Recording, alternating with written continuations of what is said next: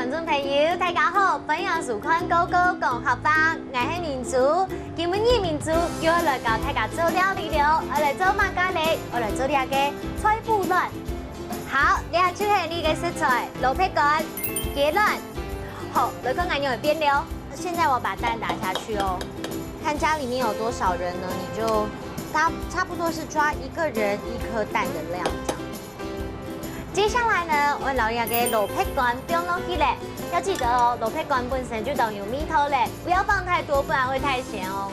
你看像这个呢，其实很简单啦，重点就是说客家人啊，他有很多都是准备好的食材，所以随时都可以上手做料理，像那些腌制品啊、晒干的这些干类干货，都是很快可以拿来做料理的。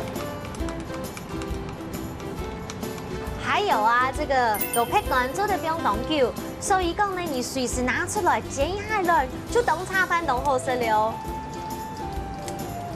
客家人不是只有萝卜干煎蛋很有名、很道地之外，像是九层塔煎蛋啊，也是一道家常菜这样子。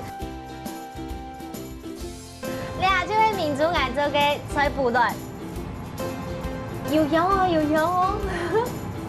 好，请你们一起来品尝看看我们客家人做的这个菜脯蛋，试试看。有吃过吗？有吃过。你是客家人吗？你也哈嘎音哦，太棒了！你是客家人哦，好吃吗？其实吃这个菜脯蛋，它真的做起来很简单，但是它是吃一种家的味道，对不对？应该客家人你知道，就是回到家里面的时候，妈妈就是会煎这个配饭来吃，这样子好吃哦。在。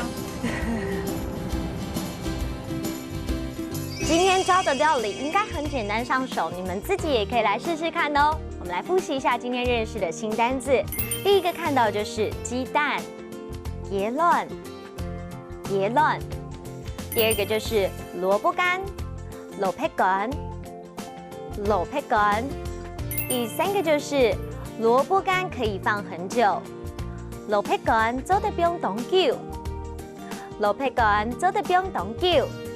下一次你也试着自己来动手做料理看看吧。我们下次见喽，拜拜。